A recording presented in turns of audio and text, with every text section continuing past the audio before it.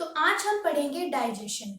Digestion अब कहाँ से शुरू होता है, कहाँ से कौन सा एंजाइम आता है, हम सब कुछ देखेंगे। ठीक है, तो देखो, अब डाइजेशन जो होती है ना हमारी, वो शुरू हो जाती है हमारे माउथ से। अब बोलोगे माउथ में कौन सी डाइजेशन होती है, डाइजेशन तो स्टमक में होती है। पर नहीं, डाइजेशन की प्रोसेस हमारे माउथ से शुरू हो जाती है। हमारे माउथ के अंदर क्या होता है, स्लाइवा होता है, और इसी का ही दूसरा नाम क्या होता है, स्लेवरी अमाइलेज। ठीक है, क्या होता है आपका, स्लेवरी अमाइलेज, अमाइलेज। ठीक है, अब जो ये स्लाइवा और स्लेवरी अमाइलेज है ना, सबसे पहली बात तो ये कैसा होता है, हमारा बेसिक होता है, यानी बेसिक नेचर का होता है, और इसी को ही हम क्या बोलते हैं, एल्कालाइन भी बोलते हैं। अब मैंने ये क्यों बताया, देखो हमारे माउथ के अंदर सिर्फ कार्बोहाइड्रेट का एक टाइप स्टार्च होता है, तो उसकी डाइजेशन हमारी माउथ से स्टार्ट हो जाती है। यानी आपने मान लिया कोई मीठा खाया, ज्यादातर मीठी चीजें क्या होती है, कार्बोहाइड्रेट ही होती हैं, तो क्या होता है, उसका जो ब्रेक डाउन है वो हमारे माउथ से शुरू हो जाता है। यानी कि ऐसा कौन सा सब्सटेंस है जिसकी सबसे पहले डाइजेशन शुरू हो जाती है, तो वो क्या है हमारे पास में, कार्बोहाइड्रेट, यानी कि आपकी क्या हो गई, स्टार्च हमारे पास में। ठीक है, तो स्टार्च की जो ब्रेक डाउन है वो कहां से शुरू हो जाती है, माउथ से। तो जो हमारी अब देखो खाना थोड़े टाइम के लिए माउथ में रहता है ना हमारे पास में, तो इसीलिए सिर्फ थोड़ी सी पार्शियल ब्रेक डाउन ही आपकी क्या होती है, फूड की माउथ के अंदर, और वो भी किसकी, कार्बोहाइड्रेट की। अब माउथ के बाद में फूड पाइप हम बात करें, तो देखो फूड पाइप के अंदर ना कोई एंजाइम नहीं होता और कोई डाइजेशन नहीं होती, ये सिर्फ एक रास्ता होता है जिसके थ्रू आपका क्या होता है, खाना आपके स्टमक तक जाता है। और जो ये इसोफेगस होती है, इसके अंदर एक मूवमेंट चलती है जिसको हम क्या बोलते हैं, पेरिस्टैल्टिक मूवमेंट। अब भैया ये पेरिस्टैल्टिक मूवमेंट कौन सी है, अभी बताते हैं। तो देखो, अब इन्होंने बोला कि जो हमारे फूड पाइप के अंदर जो पेरिस्टैल्टिक मूवमेंट होती है वो कैसे होती है, तो इस तरीके से ना हमारी फूड पाइप ना ऐसे होती है, हल्की हल्की मूवमेंट होती रहती है उसके अंदर। ऐसा क्यों होता है, ताकि जो आपका जो फूड है ना, वो जो आपकी फूड पाइप है उसके अंदर कहीं भी फंसे ना, वो डायरेक्टली आप ऐसे देखो, मान लीजिए किसी चीज को हम थोड़ा थोड़ा से हिलाते रहेंगे तो उसकी मूवमेंट आसान, मतलब उसकी फूड की मूवमेंट क्या होगी, चलती रहेगी, और वो आसानी से क्या चला जाएगा, आपका स्टमक के अंदर चला जाएगा। तो उसी मूवमेंट को हम क्या बोलते हैं, पेरिस्टैल्टिक मूवमेंट हम बोलते हैं। अब खाना चला गया आपका स्टमक के अंदर, अब स्टमक के अंदर खाना रहेगा 3 घंटे तक, 3 घंटे तक स्टमक में खाना रहना है, तो अब उसमें क्या क्या होता है वो देखेंगे। ठीक है,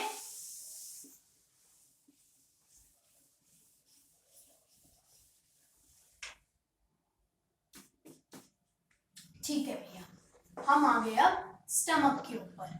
तो स्टमक के अंदर ना हमारी मेन 3 सिक्रीशंस होती हैं, जिसके अंदर सबसे पहली आपकी होती है HCl, दूसरी आपकी होती है म्यूकस, और तीसरी आपकी क्या होती है, पेप्सिन, यानी कि पेप्सिन एंजाइम होता है।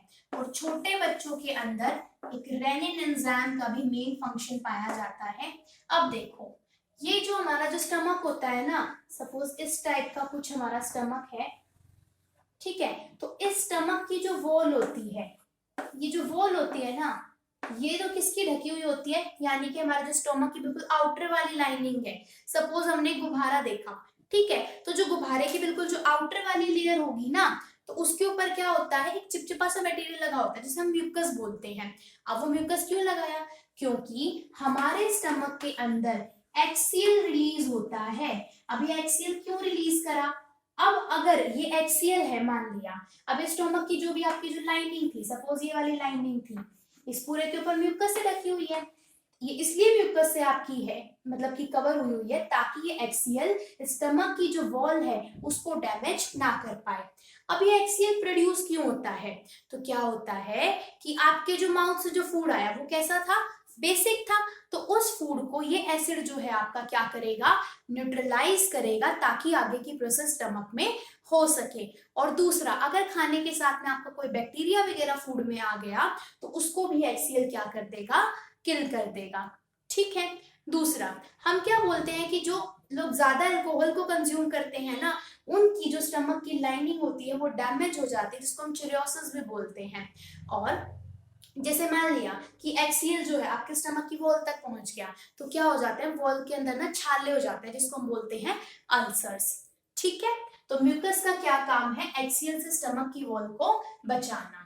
अब आपका एक नाम दे रखा है पैप्सिन, तो ये पैप्सिन क्या करता है, फूड के अंदर जो प्रोटीन होती है उसके ब्रेक डाउन में कौन मदद करता है, आपका पैप्सिन। यानी पैप्सिन नाम का जो एंजाइम है वो प्रोटीन का ब्रेक डाउन कराता है स्टमक के अंदर। और जो आपका रेनिन नाम का एंजाइम है, ये छोटे बच्चे जो दूध पीते हैं तो मिल्क का जो डाइजेशन है वो कौन कराता है, कि रेनिन नाम का एंजाइम कराता है। ठीक है, हाँ, और एक और चीज और आती है इसके, जिसको हम चाइम बोलते हैं। अब ये चाइम क्या होता है, तो जो सेमी डाइजेस्टेड फूड होता है आपके स्टमक के अंदर, उसको हम क्या बोलते हैं, चाइम बोलते हैं। स्टमक के अंदर लगभग 3 घंटे तक आपका खाना रहेगा, और यहाँ पर आपकी क्या होती है, फूड का ब्रेकडाउन होता रहता है, इससे प्रोटीन होगी आपकी। ठीक है, अब 3 घंटे तक तो यहाँ रहा, लेकिन स्टमक के अंदर कभी भी आपका जो फूड है वो कंप्लीटली डाइजेस्ट नहीं होता। कंप्लीट डाइजेशन या फिर हम क्या बोलेंगे, जो कंप्लीट ब्रेकडाउन है आपके फूड का, जो कि एब्जॉर्ब हो सके, उस लेवल तक वो होता है आपका स्मॉल इंटेस्टाइन तक। ठीक है, तो यहाँ पे स्टमक के अंदर आपका पार्शियल डाइजेशन हो चुका होगा फूड का, लेकिन वो डाइजेशन कंप्लीट कहां पर होगा, आपका स्मॉल इंटेस्टाइन में। ठीक है, अब देखो स्मॉल इंटेस्टाइन के अंदर भी आपकी बहुत सारी सिक्रीशंस आती हैं, जो कि फूड के अंदर जिस भी टाइप की प्रोटीन होती है, आपके पास में कार्बोहाइड्रेट होता है, शुगर होता है, उसको कंप्लीटली क्या कर देती है, मतलब कि इस फॉर्म के अंदर ले आती है कि वो क्या हो सके, आपके ब्लड में एब्जॉर्ब हो सके। तो स्मॉल इंटेस्टाइन जो आपकी होती है, ये 2 ग्लैंड से अपनी सिक्रीशंस को रिसीव करती है, जो फिर फूड के ऊपर काम कर कर उसको कंप्लीटली क्या कराते हैं, डाइजेस्ट कराते हैं, स्मॉल इंटेस्टाइन। अब वो कौन से 2 ग्लैंड हैं, तो एक है आपका लीवर और दूसरा कौन सा है आपका पैनक्रियाज। तो ये क्या कराते हैं, आपका सिक्रीशंस प्रोवाइड कराते हैं, यानी कि एंजाइम्स प्रोवाइड कराते हैं फूड के कंप्लीट डाइजेशन के लिए स्मॉल इंटेस्टाइन को। तो स्मॉल इंटेस्टाइन के अंदर लीवर और पैनक्रियाज से क्या होगी, सिक्रीशंस आएंगी। लीवर क्या रिलीज करता है, लीवर रिलीज करता है बाइल को, और ये बाइल जाकर स्टोर होता है आपका गॉल ब्लैडर के अंदर। गॉल ब्लैडर के अंदर ये क्या होगा, आपका स्टोर होगा। तो यहां तक की बात ठीक है। तो लीवर तो सिक्रीट करता है बाइल जूस को, और स्टोर कौन करता है, आपका गॉल ब्लैडर। यहां तक की बात ठीक है। तो बाइल क्या करता है आपका, ये क्या करता है, फैट के डाइजेशन के अंदर आपकी मदद करता है। फिर आता है हमारे पास में पैनक्रियाज। अब पैनक्रियाज से भी 3 सिक्रीशंस आती हैं, कौन कौन सी, पैनक्रियाज से आपकी पहली सिक्रीशन आती है पैनक्रिएटिक अमाइलेज। इनका ऑर्डर ऊपर नीचे हो सकता है, कोई पर्टिकुलर ऑर्डर नहीं है।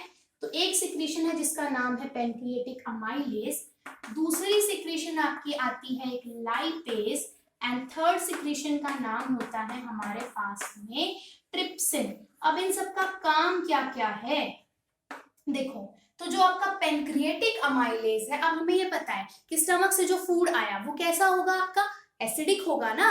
तो उस एसिडिक फूड को न्यूट्रलाइज कौन करेगा, पैनक्रिएटिक अमाइलेज, जो कहां से आ रहा है, पैनक्रियाज से। अब है आपके पास में ट्रिप्सिन, लाइपेज की भी बात करेंगे। वहां कौन था, स्टमक में था पेप्सिन नाम का एंजाइम, जो कि प्रोटीन का ब्रेकडाउन करा रहा था। यहाँ पर जो ट्रिप्सिन है ये कराता है आपका प्रोटीन का ब्रेकडाउन, यानी कि फर्दर और प्रोटीन को बिल्कुल बेसिक फॉर्म के अंदर कन्वर्ट करता है। और जो आपका ये लाइपेज नाम का एंजाइम होता है, ये कराता है फैट का डाइजेशन, यानी फैट की इमल्सिफिकेशन कौन कराता है, लाइपेज। मतलब कि स्मॉल इंटेस्टाइन के अंदर लाइपेज एंजाइम काम करता है फैट के ऊपर, ट्रिप्सिन नाम का एंजाइम काम करता है आपका प्रोटीन के ऊपर, और पैनक्रिएटिक अमाइलेज क्या करता है आपका, ये क्या करेगा, फूड को बेसिक बनाएगा, जो कि स्टमक से एसिडिक फूड आ रहा था। ताकि, क्योंकि देखो जब ये फूड बेसिक बनेगा ना आपका स्मॉल इंटेस्टाइन में आके, तभी वो बाकी के सारे एंजाइम्स उस पे काम कर पाएंगे, इसीलिए। ठीक है, अब यहाँ तक की बात क्लियर हो गई। तो स्मॉल इंटेस्टाइन के अंदर आपका क्या हो गया, कंप्लीट डाइजेशन हो गया भैया फूड का। अब ये फूड एब्जॉर्ब भी तो होगा, तो अब ये फूड एब्जॉर्ब कहाँ पर होता है, स्मॉल इंटेस्टाइन के अंदर कुछ फिंगर लाइक क्या होते हैं, प्रोजेक्शंस होते हैं, जिसको हम क्या बोलते हैं, विलाई। यहाँ तक की बात ठीक है। मतलब इस टाइप के कुछ स्ट्रक्चर्स होते हैं जो फिंगर लाइक प्रोजेक्शंस होती हैं, हम क्या बोलते हैं, विलाई बोलते हैं। अब जैसे हमारी एल्वेलाई सिंगल सेल होती है ना, ठीक वैसे ही ये विलाई भी क्या होती हैं, सिंगल सेल होती हैं, और इनके बिल्कुल आसपास में क्या होता है, बहुत सारी कैपिलरीज होती हैं जिनके अंदर ब्लड फ्लो कर रहा होता है हाई प्रेशर से। तो अब देखो कैपिलरी भी सिंगल सेल, विलाई भी सिंगल सेल, तो यहाँ पर जो फूड का एब्जॉर्प्शन होगा वो ब्लड स्ट्रीम में आपका डायरेक्ट जा सकता है। इसीलिए जो विलाई होती है इनके साथ में यहाँ पर बहुत सारी क्या होते हैं, कैपिलरीज के बंडल होते हैं, ऐसे गुच्छे से इनके चारों तरफ होते हैं। तो यहाँ क्या होते हैं आपके पास में, कैपिलरीज होती हैं, ब्लड कैपिलरीज होती हैं आपकी, ठीक है। अब क्या होगा, इन विलाई के अंदर क्या हो जाएगा, आपका फूड एब्जॉर्ब हो जाएगा और वो कहां पर चला जाएगा, ब्लड स्ट्रीम के अंदर। तो यानी स्मॉल इंटेस्टाइन के अंदर आपका क्या हो गया, डाइजेशन की प्रोसेस हो गई, यानी कि आप ये बोल सकते हो कि कंप्लीट ब्रेक डाउन हो गया फूड का, और फूड की क्या होगी, एब्जॉर्प्शन। अब जो लास्ट स्टेप बचता है एसिमिलेशन ऑफ फूड, वो आपकी होती है लार्ज इंटेस्टाइन के अंदर। यानी कि हाँ, और एक पॉइंट और हम बात करेंगे, मैं लार्ज इंटेस्टाइन करा देती हूँ थोड़ा सा पहले।